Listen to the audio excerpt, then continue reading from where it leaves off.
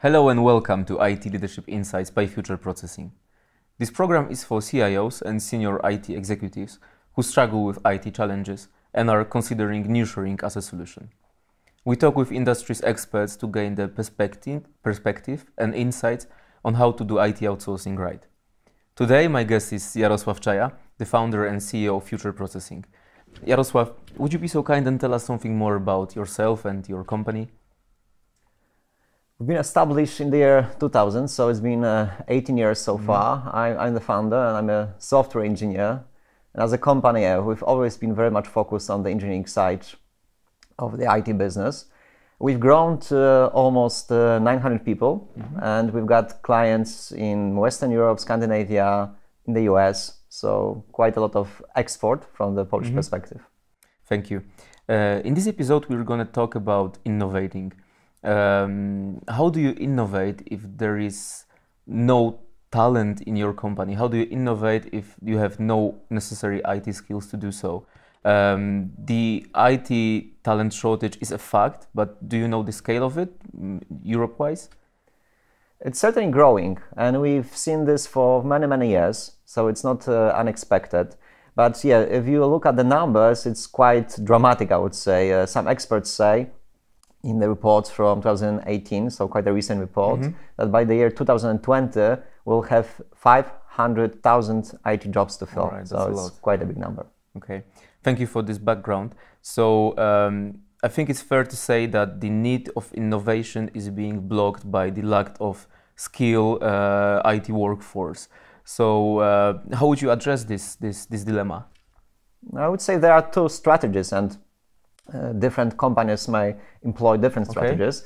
The first, the obvious one would be to build the competence in-house. And the second is to find an external partner to outsource that work. So let's focus firstly on the in-house option. Could you say something more about that? It's interesting, but also quite challenging. For a number of years, we've been thinking about this because of the nature of the business we do. And I would say that the biggest obstacle, the one that for me seems to be quite an important one to make a decision on, is whether you want to have a war on two fronts. On one is on the HR side, to win the war for talent, which is getting tougher and tougher. And the other one is winning the war for business. Normally, companies operate in very competitive markets, and they have to make a lot of effort to win in that market. So that alone seems to be challenging enough. And I think for many, engaging in even more difficult war occasionally, which is the war for talent, could be a bit too much to take. Okay, so instead of fighting two wars at the same time, I guess here's when outsourcing comes handy. And as far as the reports say, it is a fairly popular option, with almost a half of companies using outsourcing to some extent. However, the popular opinion is that outsourcing is not usually used to innovate, is it? Probably not. It does happen. We do have clients that do R&D projects with us. However, I think it takes some courage to go for such a service. I think it's more typical to have external partner to do more, I would say, typical work, I don't know, maintenance of existing software packages. The basics. Whereas innovation, this is something that requires a lot of trust. You don't want to give the work which is supposed to give you some competitive advantage to just any supply to anyone. So it's certainly something which is not as easy, and this is probably why it's not done so often. So is it possible to outsource innovation? How do you use IT outsourcing for innovation then? I think yes, you can do it. It's not an easy one, certainly, and you need to find the right partner. But I would say that we are a good example of a company that has done projects in the past that were very innovative. To give you a few examples, we've worked on a medical imaging project for a British company for a number of years, probably more than 10 years now. We've worked on very clever software for so-called smart CCTV, so video analytics software that was even appreciated by the UK Home Office. The technology we developed won the test back in 2006, if I remember correctly. We are working with the European Space Agency on a number of projects to analyze satellite images. We've worked with a German client on a startup. So there was a large corporation with a great idea to do the car sharing in one of the German cities. However, the whole technological side was outsourced to us. So I think it is doable, not an easy one, but you can do it. It's possible. Okay. It's more than just the supplier you can switch to and then switch to another one easily. You have to have someone for a longer period of time, and that's not going to happen overnight. And you can build this partnership on a number of levels. When you do so, I think as a benefit, you are getting some better understanding of the current technological trends. You're going to have a better partner when it comes to winning more business. So let's think about it as someone who's going to help you with innovation to make you more successful. To give you an example, on a technical level, it's great to think about the engineers on the supplier side as almost part of your team. So you can discuss openly. Extension. Yeah, you can discuss openly the architecture of the solution. You can take advice from them. So it's not just workforce to give you more man days, man hours in a month. It's more than that. These are people that are normally quite clever, quite competent. So it's good to be able to talk to them openly about your challenges. So what they give you in return is their advice on how to best tackle the problems, the technical problems you're having. On the business side, wouldn't it be great to have a partner you can go with to your clients to give you some more credibility? If you are a startup, maybe having a large IT organization behind you gives you more credibility, gives you scale. If you are a large corporation, maybe having a partner like this may fill some niche, some specialistic skills that you are not having internally. So whatever the situation, I think having someone you trust who can help you in a business context is quite valuable. And then I think it's important to have some sort of partnership on the organizational level. Okay. So the way you work together, the process you follow, the way you communicate. It's good if you can almost look at it as an extension to your team and treat those people in a similar way. So you've mentioned 3 factors that one should take into consideration when choosing an IT partner. You've mentioned the business side, the technical side, and then, say, the organizational side. But what about the culture? That's a difficult one. Certainly with the culture, it's not so easy to measure it. It's not so easy to tell, oh, this company is better than the other. I think it's very subjective. And this so-called gut feeling, this is something which may help. I personally believe that this is very, very important. That if you want to build a long-lasting relationship with people, with businesses, you shouldn't forget that factor. When people share similar values, they believe in similar things, it makes it so much easier. And I think in this type of relationship, when you want to have a trusted advisor, you shouldn't forget about the cultural alignment. If you don't have the cultural alignment, you don't have the foundation to build upon. And the end result may be that you will not be able to build a long-term, long-lasting relationship. And what about the location? I know that's also a very important factor to some. Is it also one we should take into consideration? From our experience, it makes it easier if you have a partner which is relatively close.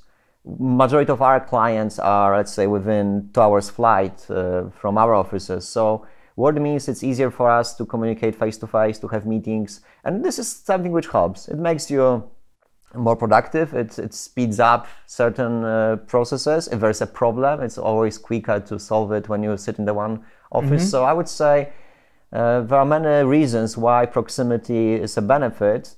And also, I think it somehow interacts with the other benefits we mentioned, which is cultural proximity. Normally, people from I don't know, one continent, they should find it easier to align cultures than people from totally different parts of the world. Well, so not to mention the tax and legal aspects of being, let's say, within the European Union. Yeah, that's another thing that's specifically important when it comes to R&D. The IP, which is the outcome of the R&D project, this is something that potential is very valuable. So yeah, people obviously want to make sure that they're not going to lose the IP. There won't be any IP leakage as a result of the project. So from that perspective, I think if you are legally covered, you are within the same jurisdiction, I think it makes it easier. Excellent. So let's assume we already know how to find the right outsourcing partner to actually outsource the innovation. But how would you approach the process of actually choosing the right company? I think there's the typical process thing. You should have some sort of objectives you're going to measure the outcome against. So it's good to know what you want, why you want to use this partner, what kind of work package is going to be given, what do you consider to be a success. So to define what you expect. With those expectations, I think it's good to go through a formal process of selecting a partner. You mean RFIs, RFPs? Exactly. Okay. So at least you've got some evidence that the chosen partner, or maybe a subset of partners you would like to try, they are not random. This is something which has been carefully looked at, and at the end, I think it increases the chances of success. And then the final one, the final criteria I would use is this trust factor, which is just again the gut feeling. Yeah, after some time, I think you should be able to tell. This is something which is not so easy to verify in a hard way. So I think there's no way you can put a number against it and say, okay, 5 is better than 3, and we choose company A over company B. However, I think if you put some effort and energy into building the relationship, at some point you can tell whether this is someone you trust, this is a company you trust, and people within that organization, or not so. And I would strongly recommend to go for a relationship with someone you can trust. That sounds, easy. However, we all know that the reality is, not that easy, in fact. So what are the most common mistakes to avoid when choosing an IT partner? It's a difficult one. I can think of a few. Sometimes it's not a good idea to select someone who's very, very big in comparison to your size. I think the reason is that you might get lost in a number of different accounts the company is serving. And I think it's very hard to build a deep relationship and really deeply understand the client needs if this is just one of many. So I would say someone who's big enough to give you some flexibility, some scale, however, not necessarily a huge organization, because in this situation you might become a very marginal client, and I think it's not good. The culture misalignment, we mentioned that before, not an easy one to measure, but I would strongly recommend to go for someone that you think you may work with for a longer period of time. So this gut feeling, this is something which I think should be taken into account if you ignore it. And I think sometimes the temptation may be to ignore things that we cannot precisely measure. I think that would be a mistake, and it's better not to do it. And what about the approach this company has in terms of HR and the attrition rate? Because you want a partner that will also be stable enough. That's another one which is, I think, very important. That's similar to the culture. Sometimes may be easy to ignore the HR side of things. And if you just purely focus on technology, on engineering side, you might overlook that behind that organization there is always a war for talent going on, and you better choose a partner that is winning in that war. So a company that is very strong when it comes to recruiting people, to keeping them loyal, to developing people. So all those things which mean a loyal team, which is continuously developing itself and gets better at the latest technologies, for instance.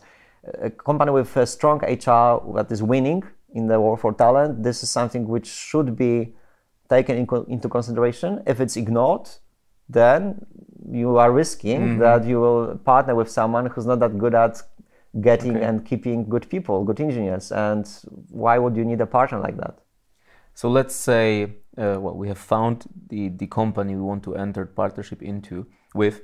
However, how do we actually check whether they will actually provide this innovation we want to find, not just, well, we don't want just code providers, we don't want simply developers, we want something more, we want to actually outsource this innovation. How to check what should we take into consideration, the engagement? Or I think that yes, the company should be really committed, should be really engaged in the project, and this is something that is reflected in the way the team behaves. So I think you should expect to have 100% honesty and transparency.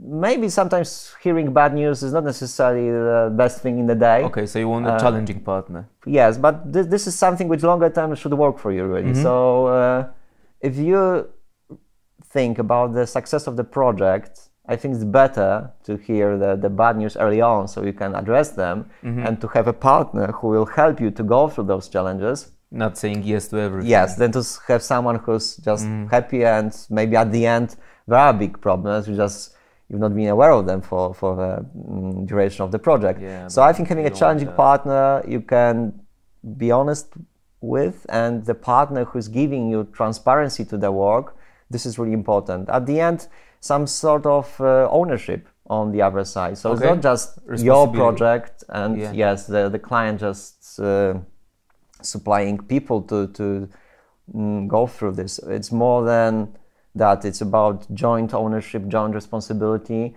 and at the end looking at it as a joint success. So if the client is successful, the partner, the supplier should also be successful, because we've got a happy client with a hopefully successful venture. So the work may even grow, and the amount of money spent with that partner may even grow. So I think having a joint responsibility and looking for a joint success, this is something which gives you a clue whether this is the right partner. So what are your 3 best pieces of advice you would give to a company that would like to outsource, that would like to innovate, but are struggling with the lack of IT resources?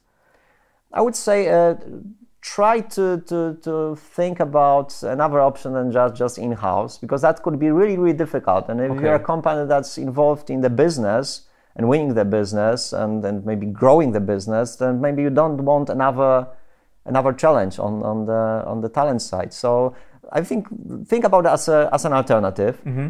Try it, go through the process of selecting the right partner, making sure you tick all the boxes, and at the end build some trust. Let's try to be for it long enough to make your mind and make up your mind and think whether this is someone you can work with for a longer period of time.